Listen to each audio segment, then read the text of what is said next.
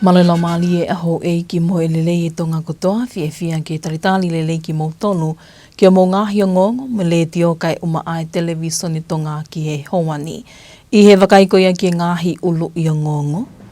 Whakailonga i e he princesi kalauni i he aho ni kakato e polo kalama ngāwe ki hono whalele i mo fotu o haloki kompiuta ma ai whanau iki o e kolisi kuni salo te. Whakaivia e potu ngāwe polis tonga ai whatongia whakataki e kau ngāwe, kau hi kohona whatongia ma ai whonua. Pea whamala ala e pange pule ki e ngahi tūtu uni whapaanga ma e ngahi kupu whilawe i mo e kakai o e whonua. O kuto iepe ngahi tala noa kehe ana yang e pea e tau wakai ki ngahi o ngongo mehe malai o e sipoti kai o ma ai to unga o e ea. Ko e wakailewa eni ki he whai ki koauliliani polu tele. E toi lelei mo whakalakalakangi pia whaingofua a noa ko i e whanau ako lorotonga e kolis Queen Salo te i e le Sony computer. I he toi whaiwhaiangi pia whaingamaliange lahi mo leleiange e loki computer mo no ngahi nau ke a ko i e whanau te whito i he levolo i ki form taha ki he wha. Ko hili eni e me ai tahine princesi kalauni sine te kala o whakailonga i polo kalama ngāwe ki hono whakalelei i mo hono whakanau ka kato o e loki computer ai kolisi a ki ngahi nau computer. I he konga o ngahi whawhiawhia me mā whanau ki ai e lau mālie o e teo kātoanga sinituri e kolisi kunsalo te me kolisi totoko. Ko i konai i he ahoni i he to wako whakatua me lie ki he ikuna e nau polo kalama ngāwe who ma ai kolisi lonotonga ke hika a kenga mo i whakarakalaka o i teknolosia. Ko i polo kalama ngāwe ni ko hono whakalelei i ka kato e loki computer e kolisi pea whakanaunau who a ki ngahi naunau computer e tolungo furutupu. I he whakaamu e kolisi tutuku whatoa me lie ki he ikuna ke tokoni ki hono whakaivia mo whakaloloto ilo e whanau i he le Sony computer o tau te whito enima ai whanau wako i he level form taha ki he wha. Koe konga eni e nau fia ke whakailonga i aki, ai nau au sia mai e mahina o ku whakailonga i e kakato i tau e te au, ai whaiwhatongia mo i tau anga i kolisini ma ai ngahi tau tangata kehi o i kakaiwhiwhine i Tongani. Ne mea hene tāhine princesi kalauni sine ta kala o whakamamawhai e mahu inga ki he ako lolotonga, ke nau ngāwelele aki e tokoni kua whai e he kolisi tutukuni mo i whakaamu ke whakaloloto aki e ilo ai whanau. Koe hounga ia ahoni, o me i he loto o whaiako tutuku, pia mo e tauhi whanau. I he inasi ai whanau wako lolotonga, i he fuukoloa ko eni. Whakatawange pule ako, e whakahoko ai whakaamu a Latu mā vae, mo i Palestini o to wako, atu tui pulotu, pia mo i kauwhewhine o to wako ni. Pea mo e whakaamu e hoko atu hono tauhi ai whakaofo e lokini. Pea kei ngā ue lelei ai nau o e loki i he kahau. Ne whamalo i a heni e he pule ako o ako anga whaiwhikao sela la te lakepa polo kalama ngāwe ko tai mali e i e whāna wako lorotonga i e mahina ne i kai haloki computer makehe ama ai whāna wako i e ngahi level form taha ki he whā ka i he ahoni. E o pe atu hono ako i e whanau ki anonga e ake computer mui kaha o ta te whito eni ki henau ngā unuko ia ki he ako whawaha apule a ngā. Koe kari aku o tongi ke whai ai ai whetu taki o e aho ko eni. O kutuha, mo ta au, pia mo tu unga e ako whakawaha apule a ngā. O mau whamalo lo to hou ngātu. Ko hui koe kuohiri na e sio whakatata pe ai ako computer. Pea ka iai hawhainga maalie, ke ngawe aki he e whanau ha computer, na e awe pe ia ma e whanau lalahi. Kau whawheta i ho mau ngāhi loto, ko hi koe tonu ai whakauta au ku whai. Koe karia whakateknolosia e, ma e senturi ua. Pea uluwa ia ke mai mua ako ai ki tahine, kau maa ai kau kolisi mui. Potu tatau ai ai te uwhewhine o whai he kolisi Queen Salo te. Pea inasi e taho no kotoa pe. O i kai hataha e tue noa i he whainga maari e oe ako. Ko ia mau whakamālolo to hou ngā atu. Lawe monu, pia lau tāpu aki ai kolisi kuinsalo te, i he to'o fohe o ku whai, i he aho ko eni, ke whakailonga i aki. Ko tukuange, ai kari a, kauma a, o seni o kuwhalau atu ai he peau pulu o i senturi. He hono i kai o ku mata leleia, e tata alo mai ai whangaki i tamaiki. Ko eni, ko mau inasi i he kuonga e ono po oni. Lorotonga i o wauni ni whahoko ai me ngahi whakame i te me whanau ko lorotonga ke whawhiawhia i aki ngā we ko lava mo i hounga ki a ko lorotonga ai ofa ko whai me he kolisi tutuku. Nega mata hono fofoa i whakakaukau ki ono ngāwe i polokalama ngāwe ni i he wawhi uowa. I he whakaamu ke maowhainga māli e ai e whanau i iki i ono ako i mea i leso ni kompiuta pia ke nau ilo lahiangi ke ngahi a kenga ko ia o e interneti mo teknolosia. Koe konga pe eni ngā hilongolongo kātoanga mo i whakauowo ai kolisi kuni salo te mo i kau kolisi tutuku i e mahinok toi pe aho e taha pe a whamanatua i tongani i aho tokonaki ko hono taha waki he sāpate. Ai seni tuli pe tau ia e te au hono fotu e kolisi kuni salo te talu i hitahi wāwai wā.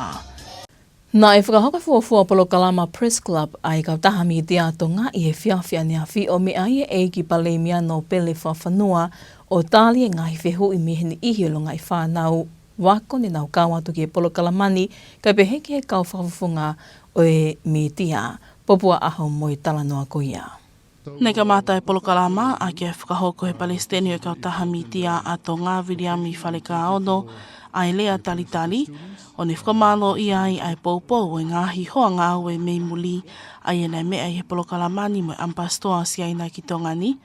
Tala whikaulahi leo leo a Australia ki Tongani, mo i tala whikaulahi a New Zealand ki Tongani. Koe ka weinga mahau inga nei tataki a ke Polokalama Press Club ane awhi, koe ha ai tuku fua ai pule anga i he halafononga o tau fōa tuai i he tau e wha ka hoko. Na e me ai pale mia whakamala ala ki ngāhi whakotutu ngāwe ai pule anga, pe nei lahi whoki me ngāhi ka wenga ke kehe ne whai kei e talatala noa i hono wheu ia e ni ihi ne i he Polokalama, ka koe mahu inga taha koe whakaloto lahi ko ia ai pale mia ki he longa i whanau ako.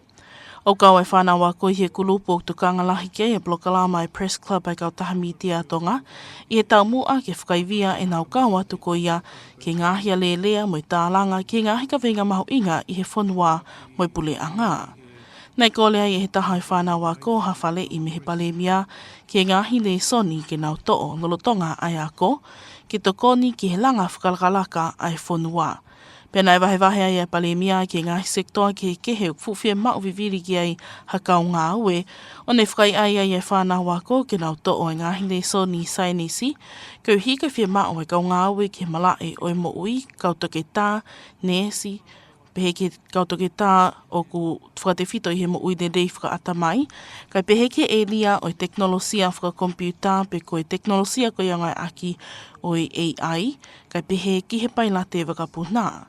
Nei tō lahi e whanau wako mihi ngahi a piako hangi koe ako maalunga o tonga mo X Community School, ne nau kau atu ki he Polokalama Press Club ane awhi, whataha mo kau whakawhawhonga me ngahi sektoa tautaha, pe koe ngahi pisnisi e ni i he sektoa tautaha, kai pehe whoki ki he kau whakawhawhonga e ngahi kautaha mi tia, nau kau atu ia ki he kautaha mi tia a tonga. Ne whakahokai pange pule a tonga ai whataha mo kau whaiongongo kai pehe ki he ngahi kupu whelawe i e pange, ko e whakalahi ila whikau ake mo i tōtu o ni whakapaanga, mo anga hono pule i ko ia e ngahi tōtu o ni whakapaanga ko i ni ai tuunga whakaekonomika e whanua. Li te atau kapo mo i whakaikiki. Nā whakatau keia e ko wana e panke pule ta tafu mo aki. Ki te whitoi tau mu ai tūtu uni whakapaanga, ke mapule e totong koloa mo no tau he tuunga o totongi lolotonga ke palanisi. O kone poupou ia e whakalakalaka whakaekonomika ai whanua. Nā whamamawha e whakataha koe ni e ngai mea ngau e mahu inga ke tūtu uni whakapaanga o ngau e aki e he panke. O kau kei e tūtu uni ke totong tupu, ngai tokoni miheli liu e paanga muli, mo ngai paanga tariwhaki o ku tauhia e he panke, pe i kai lava ke no ki tua. O tokone ni ke panke pule a Tonga ke ne pule I ai tawhi mai ai paanga mo tauhi ai tuunga mau luta I he whaunga whakapaanga. Nei whakahafoki ke whakatahaanga o kwhiho kotaki ai paanga a Tonga me ngahi paanga lalahi hange koe tola Amerika, Nusila, Australia mo Fisi o tauhia ki tu mau mo tokoni ke no mapule I o totongi o ngai koloa humai. Nei whaosa ke polokalama a ngahi tālanga ki whaunga o kuwesia ai he ngahi liliu I he totong tupu ai no whakamore mo investmenti o wesia e totong koloa me ngau e whakaekonomika I Tonga. O hoko atoa e whenga e panke pule a Tonga ke kei puke mo tau he tuunga whakaekonomika a Tonga ke tupulaki. Mai o ngonga le te o mo televisione Tonga, ko auri tea tau kapo. Keo hika mahu ingai whatongia whakataki I he ngawha e polis Tonga o whahoko ai I he wikeni hapolo kalama ako wike eua ka matani awhi. O tataki eni e he ofisi talawhika o lahi a Britania I Tonga ni ma ai poto ngā o polisi I he tui koe konga mahu inga taha ia hono whakaivia a iwi malawa I ka taki ngā o e polis Tonga ke nau malawa pe o whaiha whahinga whaitu tu uni I ha taimi pe neongo pe koe hae tu unga o hapalo palema peha ngā o e te nau whehanga ngai moia. Nei ka matai polo kalama hakoni ane awhi o whakaawa pe e he komisiona polisi, Trev Turner. Aia nā ne whauma mawhaia I mahu inga ki tali ui whakafo I tuitui e kau taki ngā we ki o nau taki taha whatongia. E he mahino koe konga eni e nau whenga ke toema te wange e kau ngā we ki a tuunga maolunga mo whakapolo whesinari ange. E he whakamatala e komanta pule o ngahi apitanga polisi o Tongatapu, hala toa ta uwha. Nā ne pehe koe ngā weni, ko whengau aki ai o ofisi talawheka o lahi a Piritania, mai poto ngā we polisi I he whakaamu ke whakamalohia e whatongia whakataki I he kautaki ngā we, I he mahino ko ki nau tolte na hoko te whatongia e poto ngā we I he kahau. Whawhaupe e tokoni koe ni e hai komisiona Britania ko I Tonga ni. Na o tokoni mai ki he whengau e aki ki he ako koe ni. Ke whanau teo ki nau tolu, ko ki nau tolu te nau hoko atu ano tataki pe mo ano tokanga I kau ngā we, ke ki ngā tape I he whakahoko e lao, ka ko no whawapau I o ku lava o riti ai kakai, o whatatau ki he whemau e lao, pe voki ki he taimi o ku whahoko ai whaitutu ni o peisi me ngahi mea o ku hoko I he taimi peko ia. Hoku whamke ki mai no I he tokanga e komisiona polisi ki whapau pe o ku teu I kau ngāwe. Ke toi ma teu an. Ki he tuunga o ku maalunga ange, pe mo toi whaprofesionale ange, whahowhatongi ia. Tatau pe I he kakai te nau toi lolo anga nau taimi ki hoko atu I ngai polisi, te pe foki ki he kakai whao na hu mai ki he pore ki he ngau e koe wha polisi he pe ke kahau. Ka kumako e konga peni ngau wha ofi ai on pureanga, pe ki he pureanga Britania, wha whao mai he petonia ki he ria koe ki he ngau wha malui pa kawai ngau wha polisi. Ko os whakahoko pēr ngahi polokalama ako ta tau ki mua, pēr whakawhalau atu me ni ihi me potu ngāwe polisi ke ngahi polokalama ako I Piritania. Koe konga e nau whengau aki ke no whakaivia whatongia e kau polisi, koe uhi ko kakai o whanua. Koe polokalama ako wike ua eni, aia e toka kato ki he wike kahau, o tataki pe ia he ongo matao tau I ngāwe whakataki me he kolisi a Piritania, o kunau toko nia e kau polisi I loa ko UK College of Policing. Mai o ngonga le te o me televisione Tonga, ko auri tea tau kapo. O nia ngongo whakanoto whanua ia ki hawani koe ngahi o ngongo mi he malai o e sipoti mo pia o le.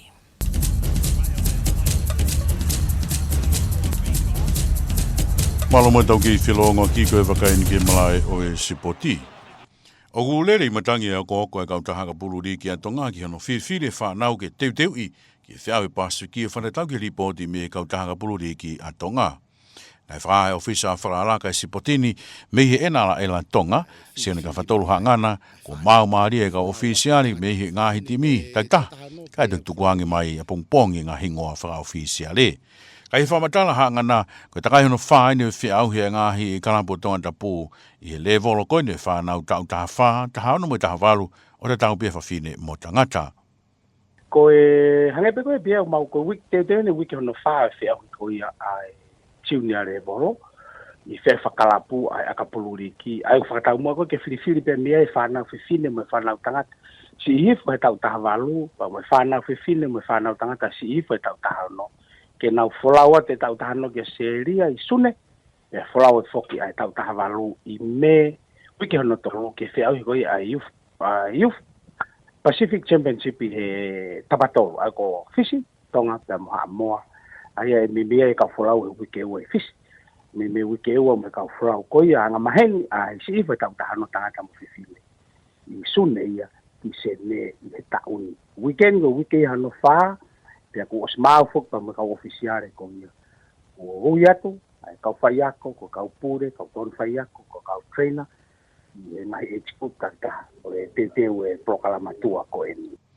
Ro tonga ni o manaki ke hoko atu e whiahi te tau ki toke lau, ke a manaki pe whiriwhiri mai mo whanau ke teu whakata ke wholau ko ia ki toa pure anga. Ko e a manaku pia ke mau hoko atu ki he Outer Islands, i he uge whakau se mahina ni, au whakalere whiahi hapai wa vau eua, ke siofu na ia whanau e o kunau mau e tareni, ti ke nau kau mai, ke ngahi tua ko ni, e whanau ko ni si iwa tau tahano, fine ka pe ke whanau ko ni si iwa tau tahawalu tangata pia mo whewhine. Aia koe wika whakausa maasi, wika ulaka o peleri, e whakahau koe ngai whia auhia koe ni ki e wawau hapai pa mo eua, ko urika ngai ke mau, ke inaspe mo e tau whanau, i he otu motu, e ngai whenga mane te tau koe o mai tau whanau koe i Tongatapu. Ka ke he ulotonga i he whaone aia, he lope me he tōni matangi o Meripo ane, e rie sa kātoa, ulotonga ane ahi mai, i he whaakiako ke ni he kāwho, na whekuki mo ia he tesi, o e tau ko o si he whiauhi ko ia, o e championships. E a ko hoko e matapuri haa mua ko ia ko chai o pe taia, ko e fofua sempione ia e Pauni Cruiserweight, i he fofo o koe ni ke sufa, hiria e ni tauwhare ia Brendan Clanton, i whaasinga ko ia wike, wharimamata sporti ai Meta Abex, ko e mara e bia o sipoti.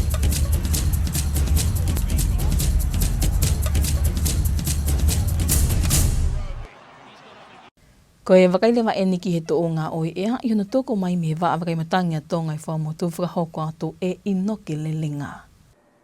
Malo e lau maare ho iki pia moile rea e tonga kotoa, tari rei piki mou tolu ki he tau whakamatala ea. Ngahi tala noa lalahe no e tau whakamatala ea ki aho ni hoko at pe ai au fia pe fuki ki he uhatu moto. Ki he kotoa pe o e otu tonga. Pea me he imisi satelaite koe aho ni, ha mahino te pea me he imisi satelaite e ki toka koe alo tamaki ki ta whaaki whakahake koe e o tonga. Pea ni toka ngā unu mai me ai au fia pe fuki ki he uhatu moto ki he kotoa pe ngahi vai whanua koe o tonga. I he aho ni. Me ai o mātu ngai hono kei o atu koe whatokanga uhalahi pe whoki e tāwhia tau te whito peni ki whatoke lau ki he ongo niwa ma wa uka pe whoki ki haapai. Ka koe ahare waine ni ma koe ka hoko mai, mahino pe kei toka e alo tāmaki ki he whatoke lau ka koe alo maari e me he whakahake, tene hanga e ia o teke hifo e alo tāmaki ke mamao hifo pa me he o tū tonga. O lahi alo maari e ai o tonga he tau ngā unat ko ia i he toinga koe wike niwa uki he whakaosinga koe wike. Ka e whatawanga i waha alo tāmaki e whauia ki e whakahaki koe ngo niwa pa tene ngā unu mai ki he ngo niwa e whakaosinga wike. Malawa ki ne omheni. Ha au fia uha tū moto. Malawa ki lo lahi anga he taimi ki he ngo niwa. Ki he whakaosinga ia o e wike ni. Ka koe tau whamatala en pa mi he poni o au ki he pongpongi ko ia pongi. Mahino pe e ngā unu mai ai au fia pe whoki ki he uha pe mi he whakahake ki he kotoa pe ngahi wahe whanua koe tonga. Tau te whiton pe mi he whakatoke lau, ngoni wawa wau pe whoki hapai, malawa ke uha, lolo lahi ia ngahi taimi, wai me whakamari ke mana ki he ngahi wahe whanua. Tongatapu pa mo eua, malawa ke au fia ngahi taimi, pia moha uha tū moto he ngahi whitu peni, kai lahi ke alo maari pe. Koe mo taine fua maa whanā ke poni, Eo ki maulalo koe tikiri e ua tolu ki hea pai ua wha Tongatapu mo ua wanima koe wa upea ua ono ki he ongo ni ua. Hawiri pa mi he hahake. Toke lau hahake me le tahe ongo fulu ke tā nima ki he kotoa pe o e otu tonga. Ka koe whamatala ea koe ki a pongi me na tula tatau pe ke ngā unu mai pe au whia pa moe ngahi uha tu moto pe me he ta whaaki whakatoke lau hahaki. Malawa ki neo mea uha ke ngoni wawa wau pe whoki hapai. Pea malawa ke lolo lahi ia ngahi taimi o whaka au ki alomari atu ki he houa e whia whita te whitu ki wawau ka pe whoki hapai. Tongatapu mo eu, lahi ki alomari e pe tuke hao whia ngahi taimi pea malawa whoki ai pa moha uha tu moto i ha ngahi whitu pe ni. Koe malunga taha ne fua mawhana ki a pongpongi ko toa pe o tonga, e au ke tigri e tolu taha ke tolu ua. Koe taimi koe au e tahi, tau maria e tahi i he osinima koe pa me taha toa poe poni, pea e mahatoka i hoton koe whitu i he pongpongi a pongi. Koe laa pea moe mahina, hopo e laa, to e tahiwa koe ia, ke whitu e pongpongi, pea hopo e mahina, o siwa koe pa me taha i he poni. Wāse o pe whamatala ea, aho koe nima ka hoko mai ki Nuku'alofa kamata pe me topelulu, o au ke kamataanga koe uke kāu, e lahi ki alomari e pe taim tatau, malawa ki ai, hangai uha tu moto ki Nuku'alofa. Malunga tahana fua mawhana, aho nima ka hoko mai, e au ke tigri e tolu taha, ki he tigri e tolu ua. Pea koe tau ngataanga pe ke hani, malawa pito homo mea mai, ka mo mea. Ino ke lelenga ia mo i tu o ngā oi ea, ka tau toi wakai nge pehe ki ngāhi ulo i o ngongo. Whakailonga i e he prinsesi kalauni i he aho ni ka kātoi polo kalama ngāwe, ki hono whalele i mo fotu uha loki kompiuta ma ai whānau iki o e kolisi kunisalo te. Whakaivia e potu ngāwe polis tonga ai whatongia whakataki e kau ngāwe, keuhi kohona whatongia ma ai whonua. Pea whakamala ala e pange pule ki ngahi tūtu uni whakapaanga ma e ngahi kupu whilawe i mo e kakai o e whonua. Mo e kakatoi pe iau ngahi o ngongo mo ledio kai uma ai televisione tonga ki e houani mo e whakaamu ne au taki kotoa atu ia ki moto whai kotoa. Kai malo e tau kei whiau ni ka mo mea.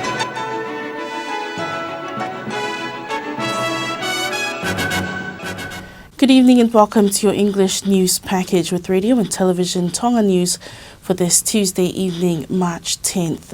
Making headlines, Queenstown Lotte College opens refurbished and upgraded computer labs ahead of the centennial celebrations.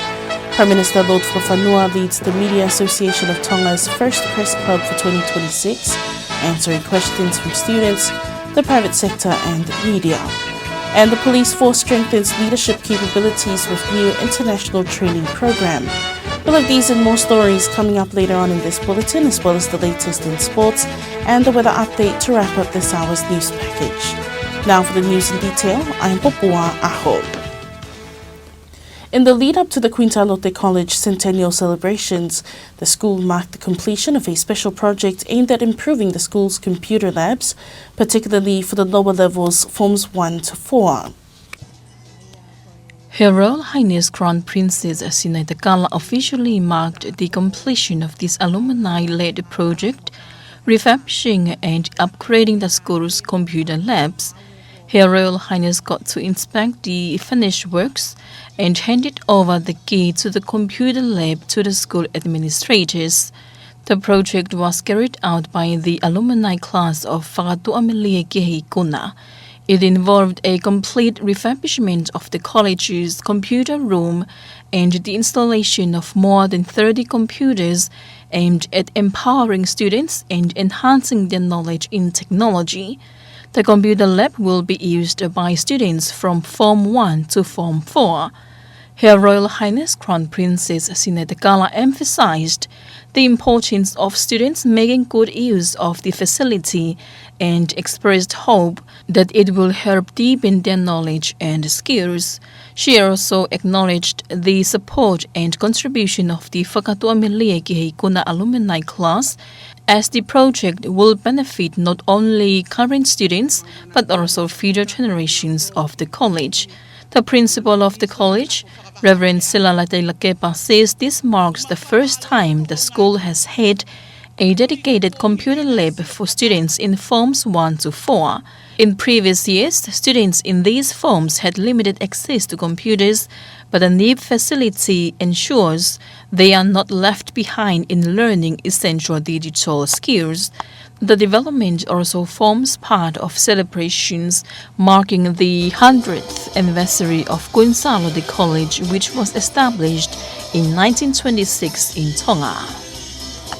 The Media Association of Tonga hosted their first press club for 2026, with the Honourable Prime Minister being the sole panellist taking questions from students and media representatives attending yesterday's press club. Without further ado, The President of the Media Association of Tonga, Viliami Falikaono, delivered the welcoming address in which he expressed appreciation for the support from international partners, with the Chinese Ambassador to Tonga, Acting Australian High Commissioner to Tonga and the New Zealand High Commissioner to Tonga being present at the event. The main theme, which was the focus of the press club, was the government's path forward for the country over the next 4 years of their term. The Prime Minister shared some of the main concerns of government, explaining plans and policy directions before answering questions from the participants over a wide range of topics. Students are one of the key groups that the Media Association's Press Club program focuses on, with the aim of empowering student participation in discussions and dialogue, especially on important national and government issues.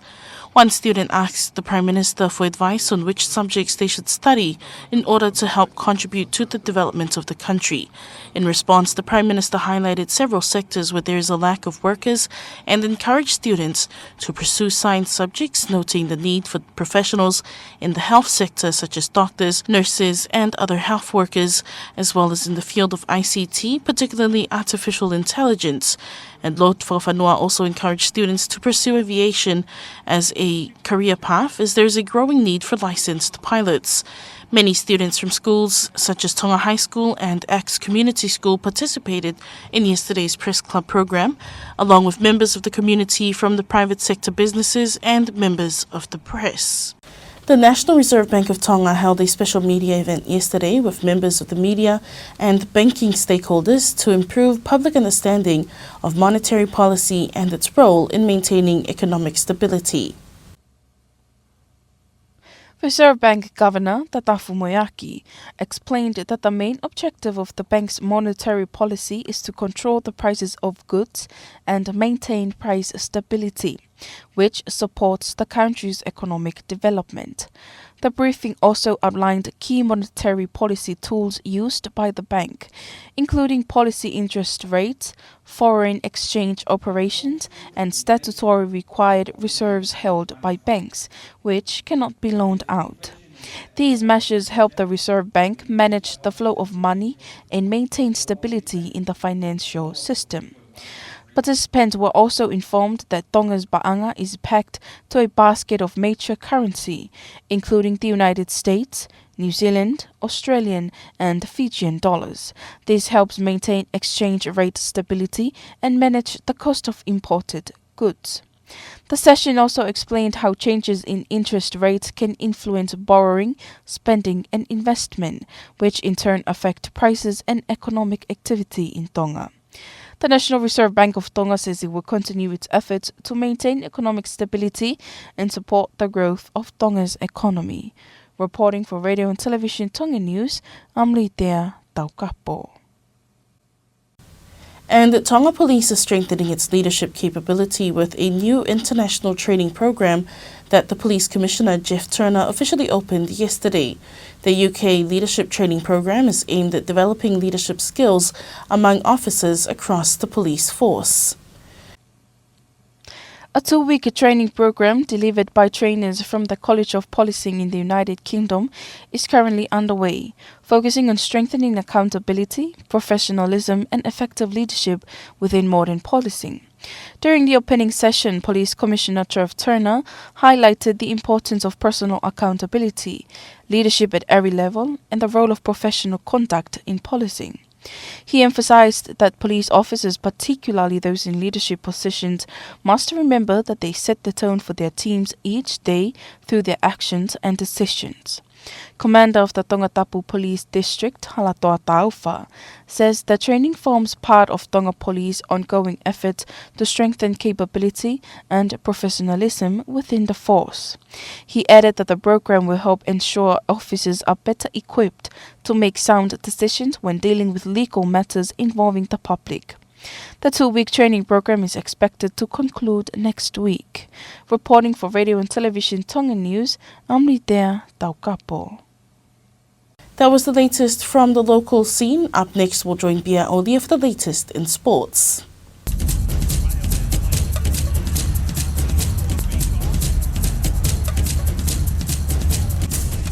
Welcome back in sport. Tonga Rugby League is using the current tournaments for under 14, 16 and 18 to select players to represent the country in overseas tournaments, including the Pacific Championships, which Tonga will compete in with Fiji and Samoa later this year.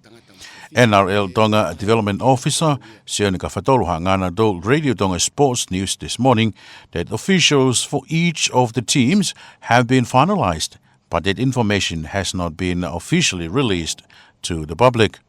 With the tournament going into round 4 this week, there is an impressive showcase of talents from all club teams participating, with no one team clear ahead of this point. Meanwhile, Tonga Rugby League also confirmed Matima Tonga star Elias Sakato is in the country, visiting his home island of Hawaii as he recovers from a head injury suffered in Matima Tonga match last year. And Chai Opetaia becomes first SOFA boxing cruiserweight champion after mastering inside and outside game against Brandon Glanton. And that's sports news.